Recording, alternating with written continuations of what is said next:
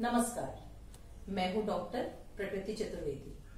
आओ हिंदी सीखें श्रृंखला की अगली कड़ी के रूप में आज का हमारा पाठ है वाक्य के भेद। आज हम वाक्य के भेदों को रचना के आधार पर किस तरह विभेदित किया गया है इस बारे में आपको बताएंगे।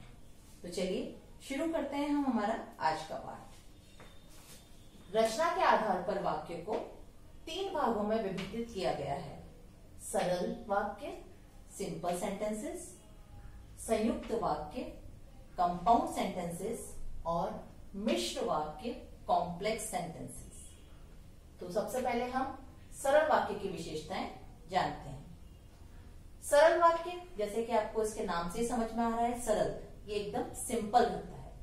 इसकी क्या विशेषता होती है कि इसमें एक या एक से अधिक उद्देश्य, ठीक है, इसमें एक या एक से अधिक उद्देश्य होते हैं और एक विधेय होता है और एक क्रिया होती है। अब उद्देश्य और विधेय क्या होते हैं? उद्देश्य यानी कर्ता, वाक्य के 2 प्रमुख अंग होते हैं, उद्देश्य और विधेय। तो उद्देश्य क्या होता है? जो काम करने वाला होता है, कर्ता, उसे कहते हैं उद्देश्य। और कर्ता जो काम करता है उसे कहते हैं क्रिया, है ना। तो जो क्रिया होती है वही विधेय होता है एक्चुअली। तो कर्ता, उद्देश्य और विधेय कि कर्ता क्या काम कर रहा है वो विधेय होता है। तो जैसे हम एक एग्जांपल लेते हैं, किसान हल चला रहा है। तो इसमें किसान क्या है? उद्देश्य। और हल चला रहा है क्या है? विधेय, ठीक है। तो किसान हल चला रहा है, तो एक उद्देश्य हो गया इसमें, एक विधेय हो गया और एक क्रिया हो रही है इसमें हल चलाने की। दूसरा हमारा और उदाहरण है, रवि चित्र बनाएगा। तो इसमें रवि उद्देश्य है और चित्र बनाएगा विधेय है और एक क्रिया हो रही है चित्र बनाने की। अब मान लीजिए ये पहला वाला वाक्य जो है उसको हम इस तरह से लिखें कि किसान हल चला रहा है, इसकी जगह हम लिखें किसान और उसकी पत्नी हल चला रहे हैं। तो इसमें किसान और उसकी पत्नी, उद्देश्य क्या हो गए? कर्ता 2 हो गए हमारे, किसान और उसकी पत्नी। तो किसान और उसकी पत्नी यानी यहाँ पर क्या हो गया हमारा? एक से अधिक उद्देश्य हो गए, 2 उद्देश्य हो गए, परंतु दोनों मिलके क्या कर रहे हैं? हल चलाने का काम कर रहे हैं। तो विधेय हमारा एक ही है और क्रिया भी एक ही हो रही है। एक और उदाहरण जैसे मैं आपको बताती हूं कि रोहन और सोहन चोर को पीट रहे हैं। तो इसमें रोहन और सोहन उद्देश्य 2 हो गए, चोर को पीट रहे हैं, विधेय 1 हुआ और क्रिया भी दोनों मिलके एक ही क्रिया कर रहे हैं, ठीक है। मतलब उद्देश्य हमारे 2 हो सकते हैं परंतु विधेय एक ही होगा। दोनों 2 या 2 से अधिक उद्देश्य हो सकते हैं पर वो मिलकर एक ही क्रिया कर रहे हो, ये आपको ध्यान देना है, ठीक है। अब हम अगला भाग है हमारा संयुक्त वाक्य। संयुक्त वाक्य, संयुक्त का मतलब आपको हिंदी में पता है, संयुक्त मतलब होता है जोड़ना, किसी चीज को जोड़ना, जॉइंट। तो संयुक्त वाक्य की विशेषता क्या होती है कि जब 2 या 2 से अधिक सरल वाक्य, 2 या 2 से अधिक सरल वाक्य समुच्चय बोधक अव्यय द्वारा जुड़कर एक वाक्य बनाते हैं तो वो वाक्य संयुक्त वाक्य की श्रेणी में आता है, ठीक है। तो इसमें लेकिन क्या बात ध्यान देने योग्य है कि जब 2 या 2 से अधिक सरल वाक्य मिलकर एक नया वाक्य बनाते हैं, किसकी सहायता से? समुच्चय बोधक अव्यय या योजक अव्यय की सहायता से। तो ये जो जिन वाक्यों को, जो सरल वाक्य हैं, उनको फिर वाक्य नहीं कहा जाता, वो क्या कहलाते हैं? उपवाक्य कहलाने लग जाते हैं, क्योंकि उन्होंने जो नया वाक्य बनाया मिलके वो वाक्य कहलाएगा और जिन वाक्यों से मिलके वो बनता है वो वाक्य उपवाक्य कहलाते हैं। तो इसमें जो बहुत ध्यान देने योग्य बात है वो क्या है कि ये जिन उपवाक्यों से मिलकर संयुक्त वाक्य बनता है वो वाक्य स्वतंत्र होने चाहिए। वे सभी उपवाक्य स्वतंत्र होने चाहिए। स्वतंत्र मतलब कोई भी उपवाक्य किसी पर आश्रित नहीं होना चाहिए, ठीक है। हम उदाहरण देखते हैं कि माँ खाना बना रही हैं और बच्चे खाना खा रहे हैं। माँ खाना बना रही हैं और बच्चे खाना खा रहे हैं। तो माँ खाना बना रही हैं, ये एक स्वतंत्र उपवाक्य है और बच्चे खाना खा रहे हैं, ये एक और सरल वाक्य था जो कि उपवाक्य बन गया है, और इसको हमने और समुच्चय बोधक अव्यय की सहायता से जोड़ दिया है, तो ये मिलकर एक हमारा पूर्ण वाक्य बन गया कि माँ खाना बना रही है और बच्चे खाना खा रहे हैं। परंतु ये दोनों, माँ खाना बना रही है अपने आप में एक पूर्ण वाक्य है, और बच्चे खाना खा रहे हैं ये भी एक अपने आप में पूर्ण वाक्य है। तो ये एक स्वतंत्र वाक्य है, ये किसी पर आश्रित नहीं है, इनका आपस में कोई संबंध नहीं है, एक दूसरे पर डिपेंडेंट नहीं है।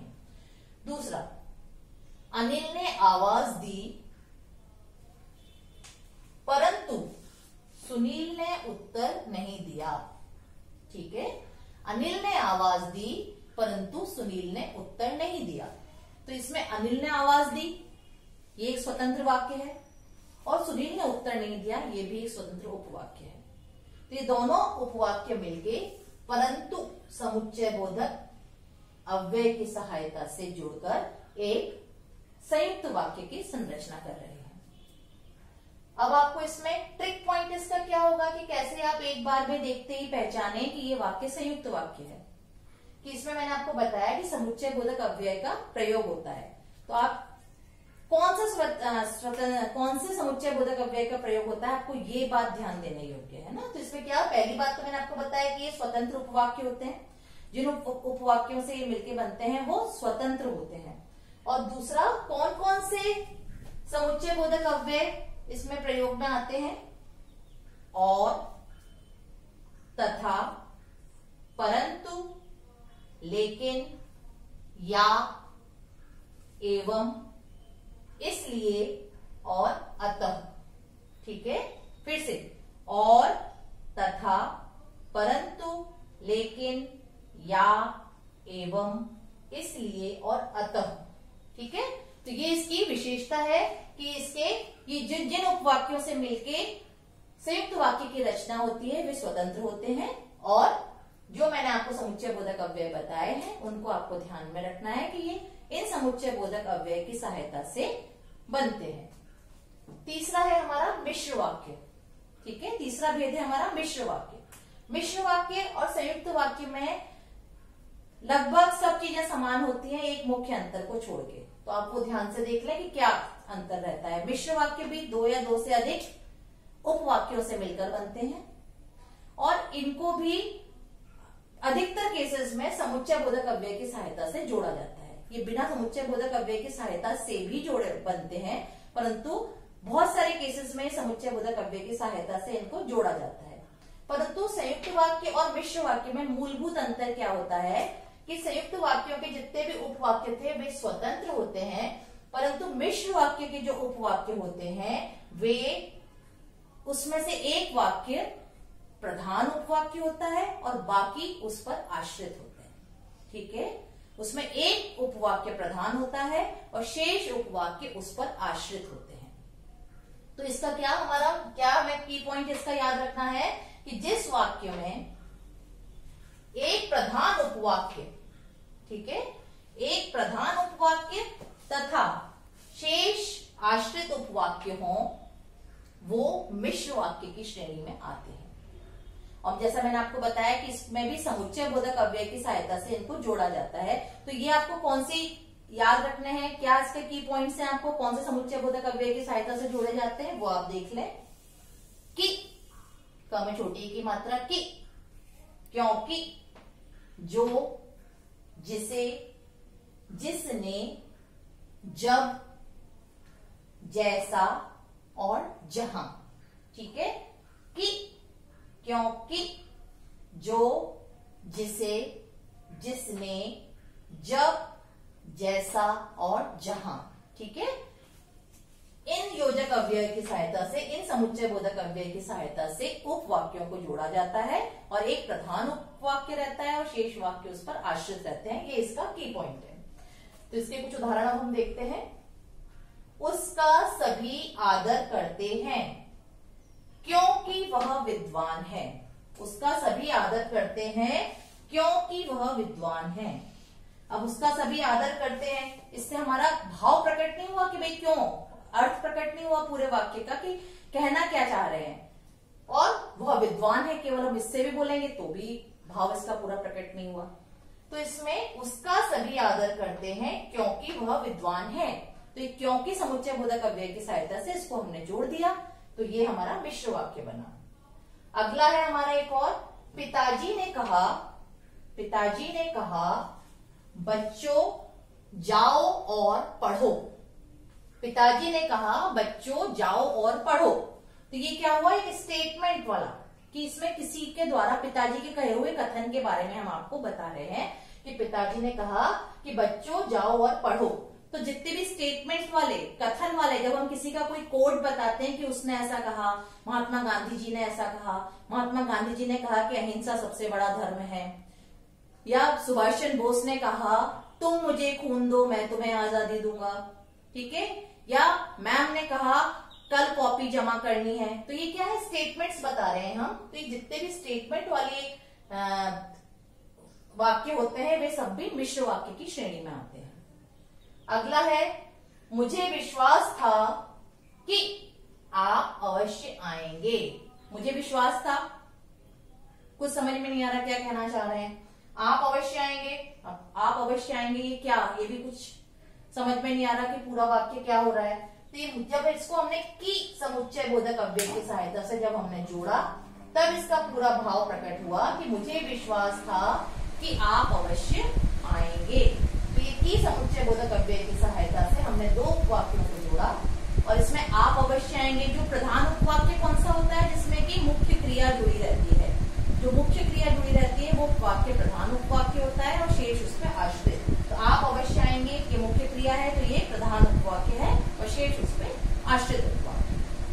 तो मुझे लगता है कि ये सरल, संयुक्त और मिश्र ये ज्यादा कठिन पाठ नहीं है, तो इसमें आपको ज्यादा परेशानी में आने की जरूरत नहीं है। एक चीज तो मैं आपको और बताना भूल गई कि सरल वाक्य सरल हमको लगता है, पर कई बार इसमें थोड़ा सा बच्चे कंफ्यूज होते हैं। जैसे किसान हल चला रहा है, ये तो मैंने आपको बता दिया कि इसमें एक या एक से अधिक उद्देश्य होते हैं। तो कई बार क्या होता है, उद्देश्य और विधेय का जब हम विस्तार करते हैं तो उससे भी समझ में नहीं आता कि क्या हो गया, इसमें कुछ कॉम्प्लिकेशन तो नहीं आ गया। तो वो भी आपको मैं समझा देती हूँ कि किसान हल चला रहा है, उद्देश्य का विस्तार क्या होता है और विधेय का विस्तार क्या होता है। उद्देश्य का विस्तार यानी उद्देश्य को विस्तारित करके लिखना, उद्देश्य को डिस्क्राइब करना, और विधेय का विस्तार यानी विधेय को डिस्क्राइब करना। तो उद्देश्य को अगर हम विस्तारित करते हैं, किसान हल चला रहा है, तो इसमें होगा बूढ़ा किसान हल चला रहा है। तो इसमें किसान के आगे हमने क्या बोल दिया, बूढ़ा किसान, है ना। तो बूढ़ा हमने लगाया पर कोई इससे फर्क नहीं पड़ा, क्योंकि उद्देश्य को केवल हमने विस्तारित किया है। इसी तरह से हल चला रहा है ना, हल चला रहा है को हम विस्तार देंगे तो उसमें क्या होता है, कर्म की एंट्री हो जाती है, उसमें कर्म आ जाता है वाक्य में। तो बूढ़ा किसान खेत में हल चला रहा है, बूढ़ा किसान धूप में हल चला रहा है। तो ये खेत में और धूप में ये क्या है, कर्म है। क्योंकि कर्म कैसे पता करते हैं, हम क्रिया के साथ में प्रश्न करें कि कहाँ हल चला रहा है, कब हल चला रहा है। तो ये जब हम क्वेश्चन करते हैं क्रिया के साथ में, तो जो हमें उत्तर मिलता है वो कर्म होता है। तो भले इसमें कर्म आ जाता है, तो कर्म से हमें कोई प्रभाव नहीं पड़ता, क्योंकि मैंने आपको क्या बताया कि क्रिया तो एक ही हो रही है और विधेय भी हमारा क्या है, एक ही हो रहा है, हल चला रहा है ना। तो भले इसमें कर्म आ जाता है, भले विशेषण की एंट्री हो जाती है, पर हमें उस पर ध्यान न देके हमें क्या ध्यान देना है कि एक या एक से अधिक उद्देश्य उसमें उपस्थित होने चाहिए, हो सकते हैं, मतलब एक उद्देश्य हो सकता है, एक से अधिक उद्देश्य हो सकते हैं, और एक विधेय और एक क्रिया, ये बात हमें ध्यान देनी है। तो आप इस पाठ का अच्छे से अभ्यास कीजिए, सरल वाक्य का, मिश्र वाक्य का और संयुक्त वाक्यों का। अगले वीडियो में मैं किस तरह से इन वाक्यों का रूपांतरण किया जाता है आपको इस बारे में बताऊंगी कि किस तरह से सरल को संयुक्त में बदलें, संयुक्त को मिश्र में बदलें, या आपस में किस तरह से इन वाक्यों को एक दूसरे में रूपांतरित किया जाता है, वो मैं अपने अगले वीडियो